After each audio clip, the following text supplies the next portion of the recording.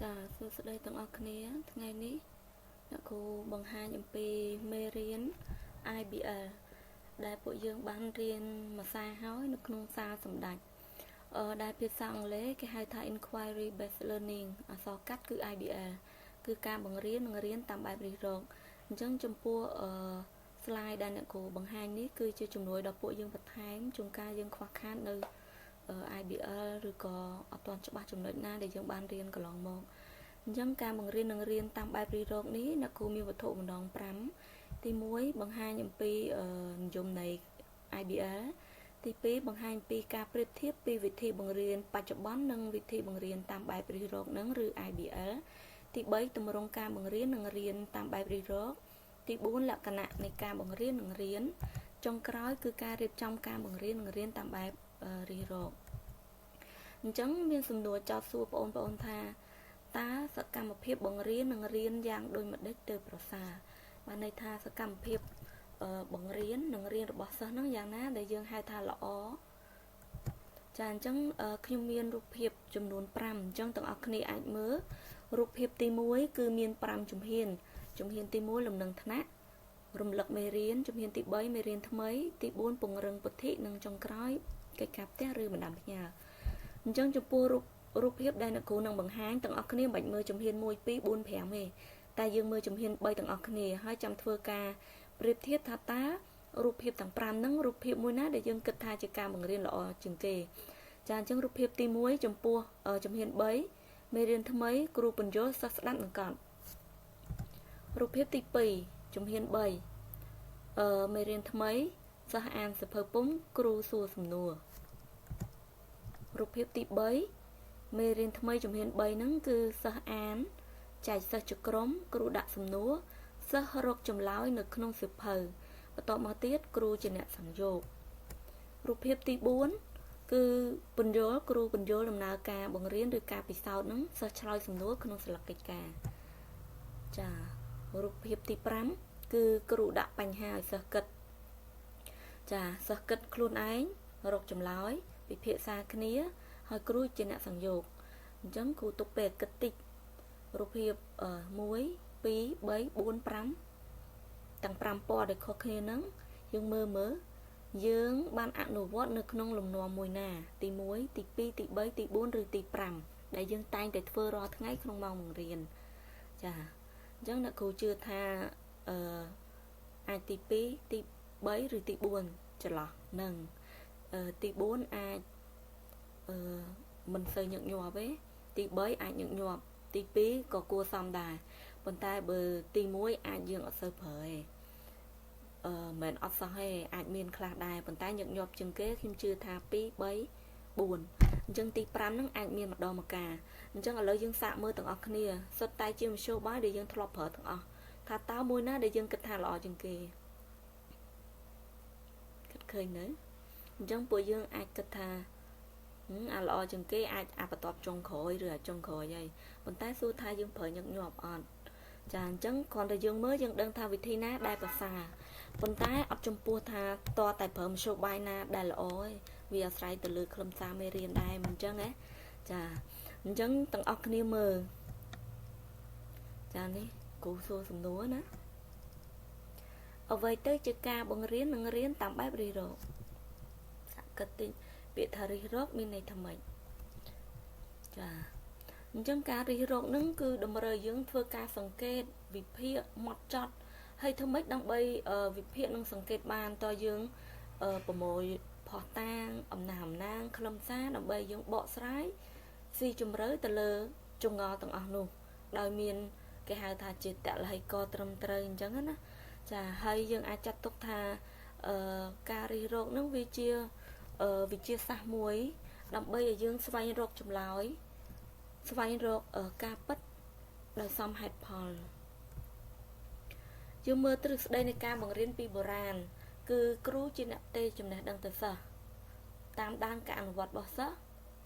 គ្រូជាអ្នករំលឹកឡើងវិញបន្ទាប់មកគ្រូជាអ្នកវាយតម្លៃអញ្ចឹងវិធីបុរាណហ្នឹងមានរូបភាពតំណាងមួយប្រៀបបានទៅនឹងការផ្ទេរទឹកពីកែវមួយឬក៏ពីថូមួយទៅក្នុងកែវ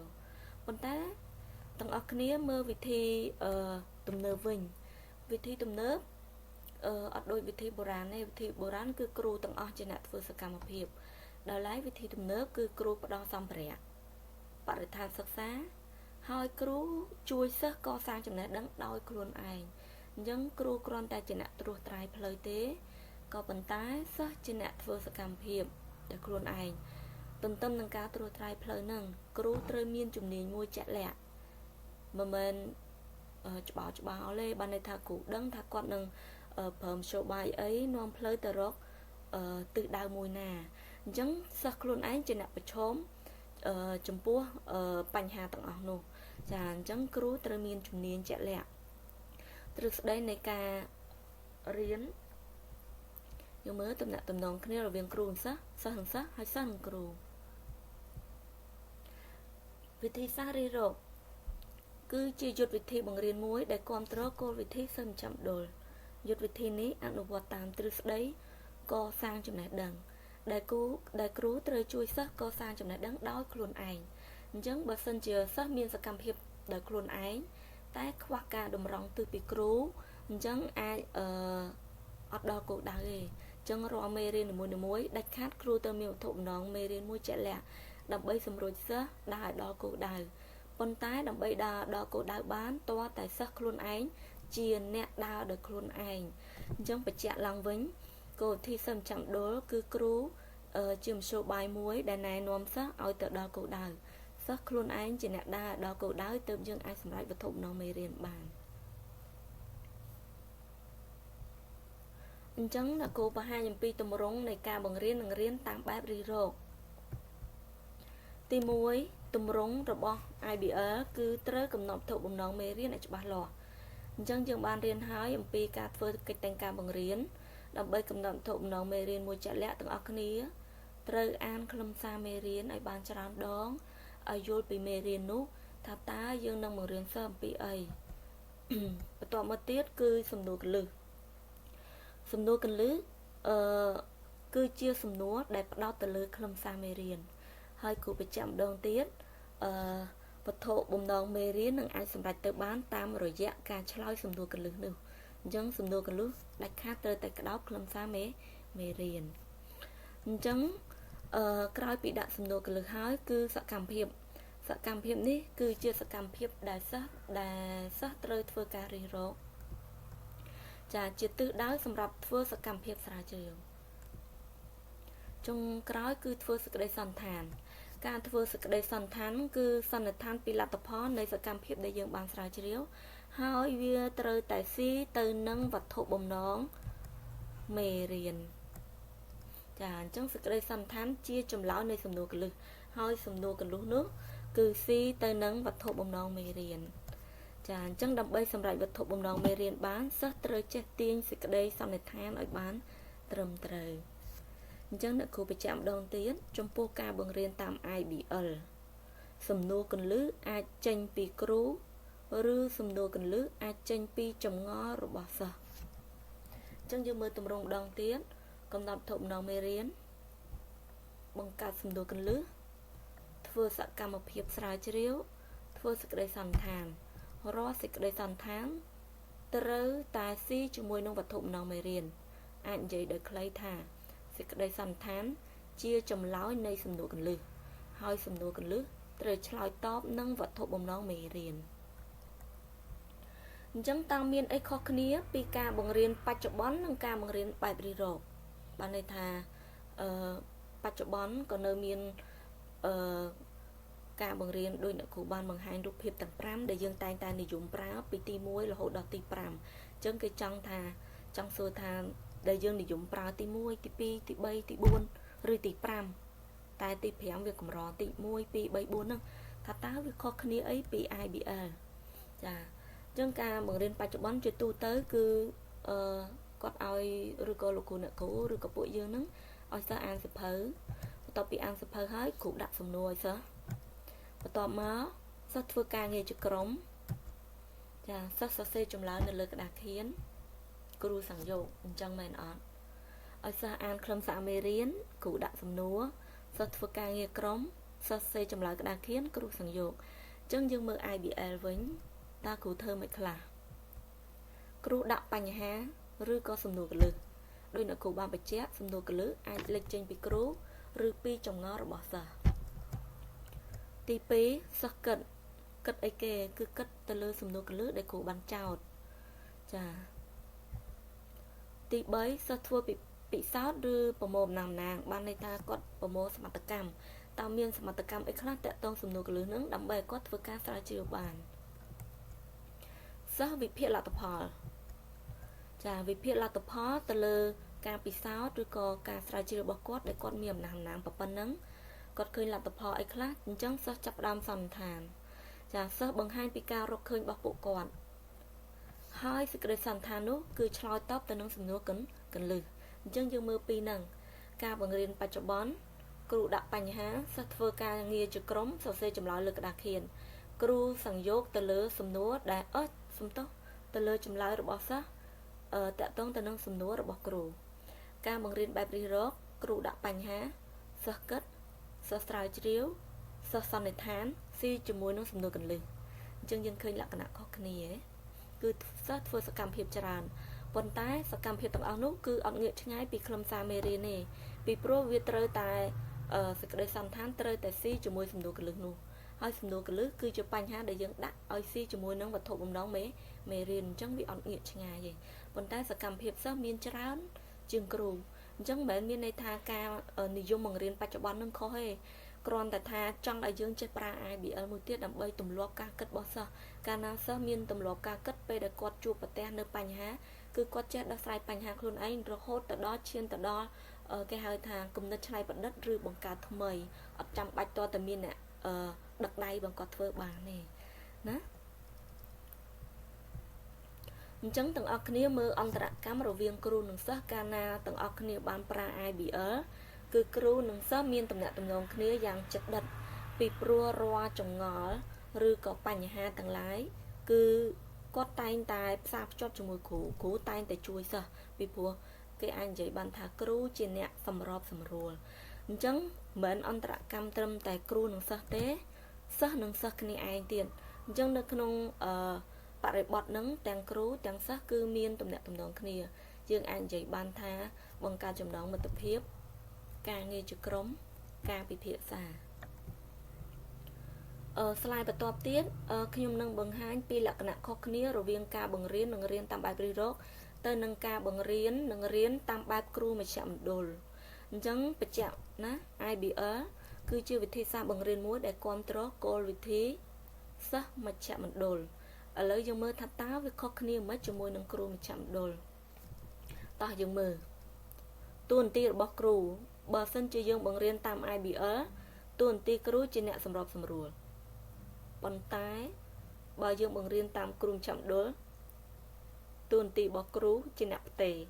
អញ្ចឹងដោយវិធីបុរាណដែលគ្រូបានបង្ហាញមានរូបតំណាងគឺប្រៀបដូចជាការយកថូទឹកឬក៏កែវទឹកចាក់ផ្ទេរពីមួយទៅមួយមែនទេអញ្ចឹងចង់ត្រូវតែទទួលចាទី2តួនាទីសិស្ស IBL សិស្សជាអ្នកដោះស្រាយបញ្ហា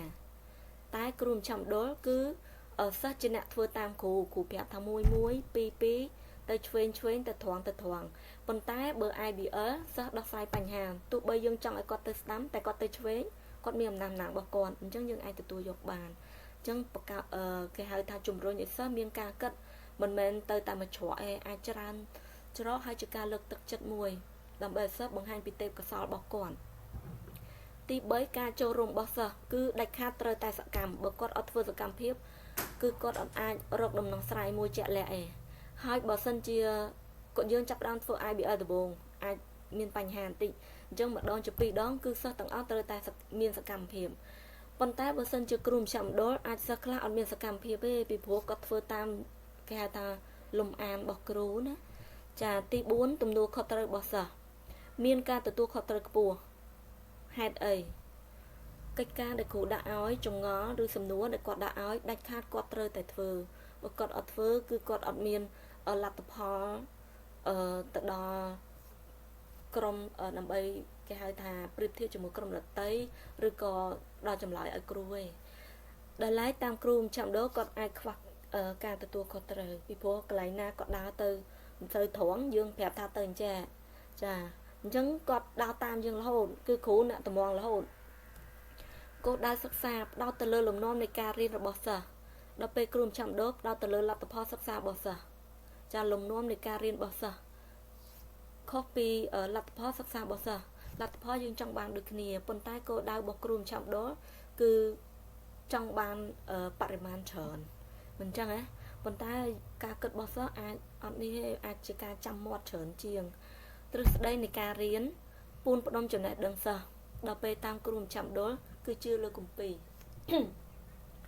กลุ่มปีแกทำไว้คือจังไงคืออัปไก่บานนะ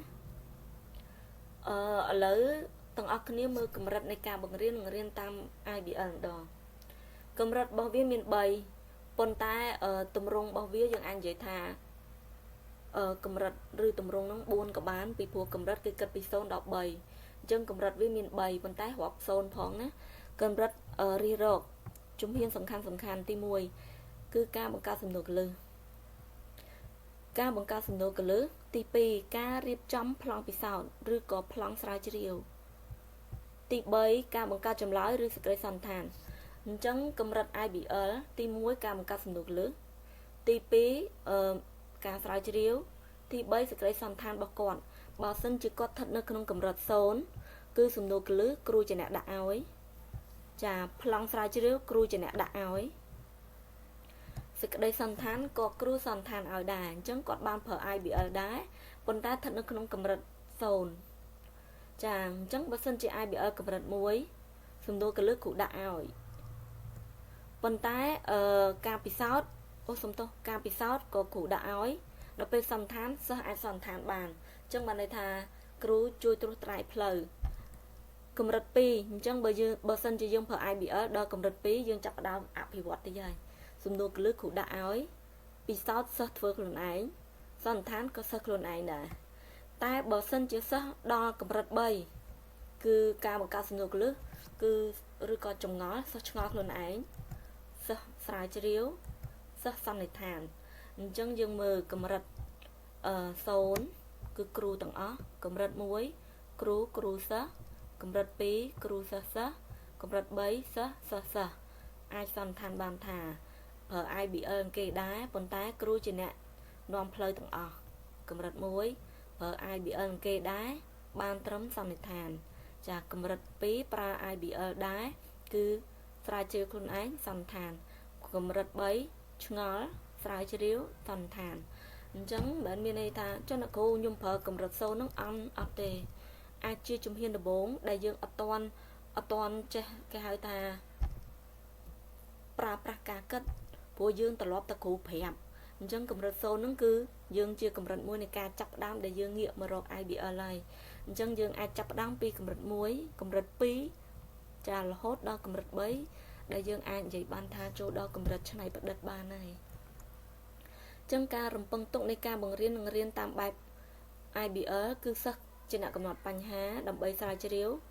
สักสลายเจียวตามดำนาการวิจัยซะบานในทางโลเสจซอมแฮดพอลเมียมนามนางตีใบสักรกเคิงนั่งบังการจุดไหนดังดาวครูนไอต้องเอาคณิตจำการบังเรียนตาม IBL ก็ดาวบอกเกยจังไอเซนั่งจินเนชกอลจินเนบังการปัญหาจังไอเซนั่งสลายเจียวรกจงงอนั่งดอกสลายแบบนาเป็นนูเซนั่งไอบังการจุดไหนดังดาวครูนไอและคณะระบบ IBL จังต้องเอาคณิตนักครูมีจุดไหนtôiจะจานปนใต้จุ่มในกระลือในขนมจุ่มในtôiนั้นคือนักกูไฮไลท์ปอกระหอมคือเนี้ยการีรอกกัดเจนปีกาสูสำนัวปนใต้เหมือนเมนกรุ๊ปสำนัวต่างเอานุคือเชียไอบีเอลเตตอนนี้จะวิเชียสำนัวเดซ่าไอหลับบองชลายบ้านไอนนตรกกาปีเศร้าหรือกาบอกสไลประกอบด้วยพอต่างตีปีการีรอกเชียไว้เดนวิเชียซาไตอนุวัตจะชื่อวิธีซักเพลการนังชื่อปปอนดับใบปโมโยปอนมีสำคัญได้ยังให้ทายจุดไหนดังจังใบยังเผอ IBL คือยังไอการเจนปีสำนัวบ้านในทางการชงใบยังโลดได้ยังรกพอแตงอมนำน้ำโยบกรมตรเบียการเตยชื่อจุดไหนดังนะตามวิธีรีรกซ่อมันเติมตายศึกษาปัญญาได้เมียนปนเตใต้ปุกเกไอบังการปัญญาลูกได้ครูนไอตีนจังเอาไว้ได้ยังรกเคยไอจีปัญญามุยทำไมซะ ផ្ដល់សំទោសគឺផ្ដល់នៅវិធីរៀនបែបសកម្មឲ្យសិស្សរហូតគេអាចចាត់ទុកថាកាលណាយើងប្រើ IBL ការរិះរកចាការស្វែងរកការស្រាវជ្រាវរហូតคล้ายទៅជាការរៀនពេញមួយជីវិត become long life learner ក្នុងដំណើរការបង្រៀននិងរៀនគ្រូអាចដាក់សំណួរគន្លឹះឬបំផុសសិស្សបង្កើតសំណួរគន្លឹះដោយខ្លួនឯងបញ្ជាក់ម្ដងទៀតរាល់សំណួរទាំងអស់មិនមែនសុទ្ធតែជា IBL ទេការរិះរកត្រូវការចំណេះដឹងនិងជំនាញមុខវិជ្ជាផ្សេងៗបានន័យថាយើងអាចយកមុខវិជ្ជាដទៃទៀត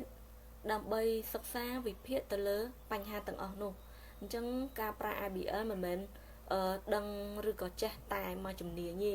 គឺយើងត្រូវមានចំណេះដឹងទូលំទូលាយអាចនិយាយបានថាគឺផ្ដោតទៅលើចំណេះដឹងមានស្រាប់របស់សិស្សទៀតណាការរិះរកអាចឲ្យសិស្សអភិវឌ្ឍវិធីខុសៗគ្នាក្នុងការដោះស្រាយបញ្ហាដូចគ្នាបញ្ហាតែមួយដូចគ្នាប៉ុន្តែមធ្យោបាយនៃការរកអាចខុសគ្នាអាស្រ័យទៅលើចំណេះដឹងសិស្សវិធីរិះរកត្រូវការចូលរួមពីសិស្សនិងឲ្យពួកគេរៀនទទួលខុសត្រូវលើការសិក្សាដោយខ្លួនឯងកាលណាសិស្សជួបបញ្ហាសិស្សចេះដោះស្រាយអញ្ចឹងវាជាទំនួលខុសត្រូវមួយដែលគេចង់បានដើម្បីឲ្យសិស្សនឹងក្លាយជាពលរដ្ឋមួយពេញលេញចាអញ្ចឹងបញ្ជាក់ម្ដងទៀតណាសូមកុំយល់ច្រឡំ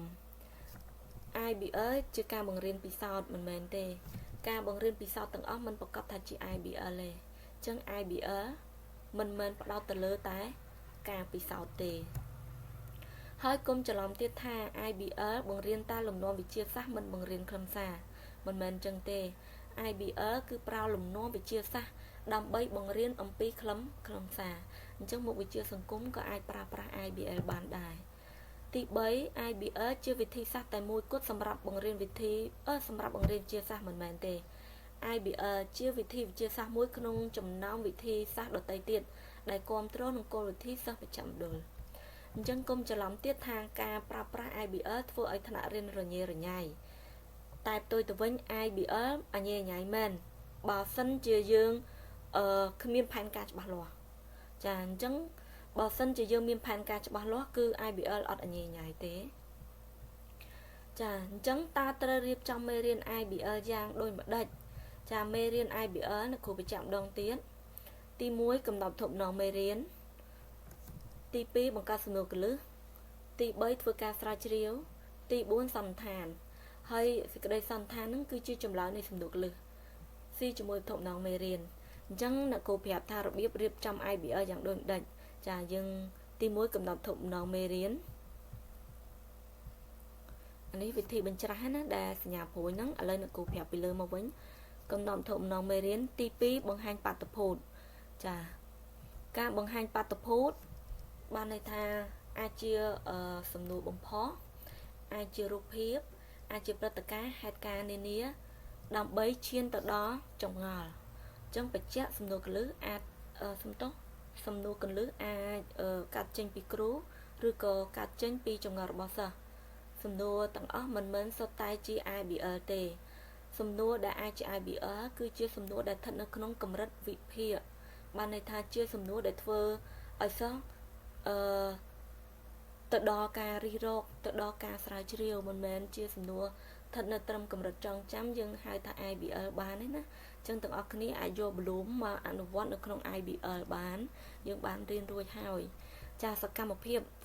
នេះគឺជាការស្រាវជ្រាវយើងអាចប្រមូលទិន្នន័យគេហៅថាប្រមូលសមត្ថកម្មបន្ទាប់មកយើងធ្វើការស្រាវជ្រាវយើងអាចហៅថាតេស្តសមត្ថកម្មអញ្ចឹងនៅក្នុងសកម្មភាពហ្នឹងគឺជាការប្រមូលអំណះអំណាងផុសតាងហេតុផលរហូតដល់យើងអាចទាញរកសេចក្តីសន្និដ្ឋានដើម្បីស៊ីជាមួយនឹងវត្ថុបំណងមេរៀនអញ្ចឹងទីទៀតអ្នកគ្រូនឹងattach file មួយតាក់ទងនឹងកិច្ចតែងការ IBL ដើម្បីពួកយើងមើលហើយយើងក៏អាចមើលបន្ថែមទៀតដែរនៅក្នុងកិច្ចតែងការបង្រៀននៅក្នុងសភៅវិធីសាស្ត្របង្រៀនអក្សរសាស្ត្រខ្មែរទំព័រ94រហូតទៅដល់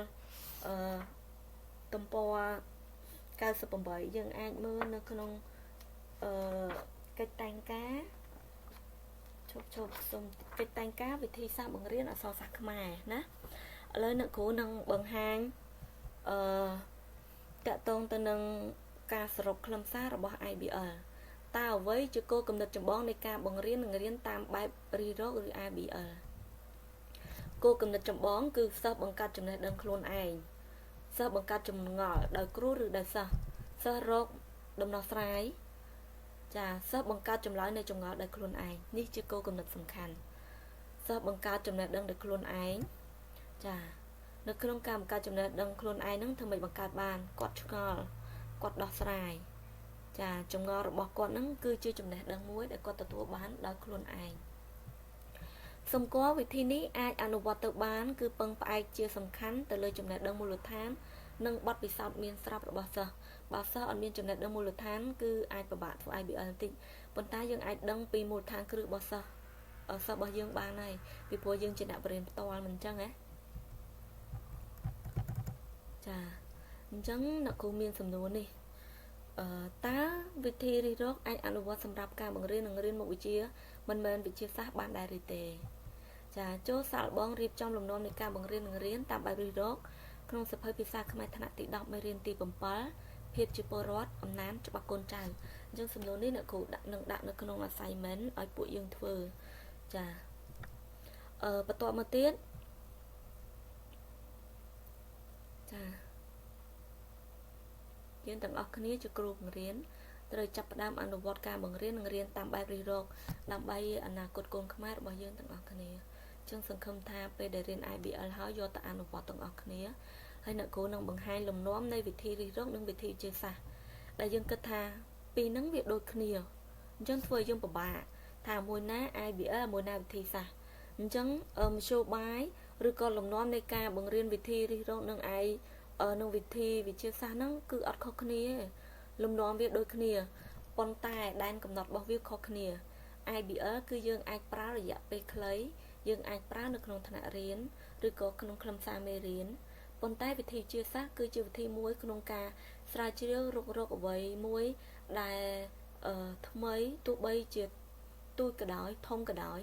តិចក៏ដោយច្រើនក៏ដោយប៉ុន្តែត្រូវការរយៈពេលវែងដែលអ្នកវិទ្យាសាស្ត្រតែងតែប្រើអញ្ចឹង IBL យើងអាចប្រើរយៈពេលខ្លីរយៈពេល1ម៉ោងសិក្សាឬ2ម៉ោងសិក្សានៅក្នុងថ្នាក់រៀនបានអញ្ចឹងបញ្ជាក់ម្ដងទៀតវិធីវិទ្យាសាស្ត្រគេហៅថា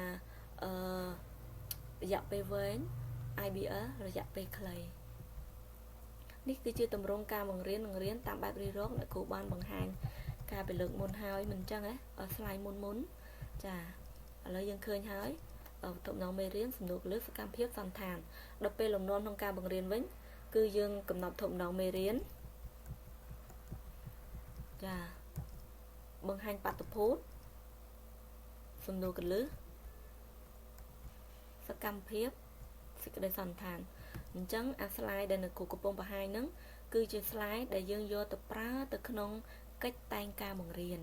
អញ្ចឹងកំណត់ទំនងមេរៀនទៅហើយតមកបង្ហាញបាតុភូតដើម្បីឈានទៅដល់សំណួរកលឹះធ្វើសកម្មភាពគឺជាការស្រាវជ្រាវរកអំណាងឆ្លើយសំណួរកលឹះហើយសន្និដ្ឋានចាអញ្ចឹងលំនាំដែលគ្រូបង្ហាញនេះជាលំនាំដែលយើងត្រូវប្រើនៅក្នុងកិច្ចតែងការបង្រៀនចាអញ្ចឹងអ្នកគ្រូបង្ហាញពីលំនាំនៃវិធីវិទ្យាសាស្ត្រគឺ5ដូចគ្នាគឺទី1កំណត់បញ្ហាទី2បង្កើតសមត្ថកម្មទី3តេស្តសមត្ថកម្មទី4វិភាគទី5សន្តានអញ្ចឹងការកំណត់បញ្ហានេះគឺជាសំណួរកលឹះការបង្កើតសមត្ថកម្មគឺជាការប្រមូលរកសមត្ថកម្មតេស្តសមត្ថកម្មនេះគឺជាការគេហៅថាវិភាគទៅលើសមត្ថកម្មដែលយើងប្រមូលបានចុងក្រោយគឺជាការវិភាគសមត្ថកម្មដែលយើងបានបង្កើតនិងតេស្តដែលយើងបានធ្វើហ្នឹងហើយយើងវិភាគថាតើវាស៊ីគ្នាឬអត់ឆ្លើយតបទៅនឹងបញ្ហាយើងអត់ចុងក្រោយធ្វើសេចក្តីសន្និដ្ឋានអញ្ចឹងលំនាំវាអត់ខុសគ្នាពី IBL ទេ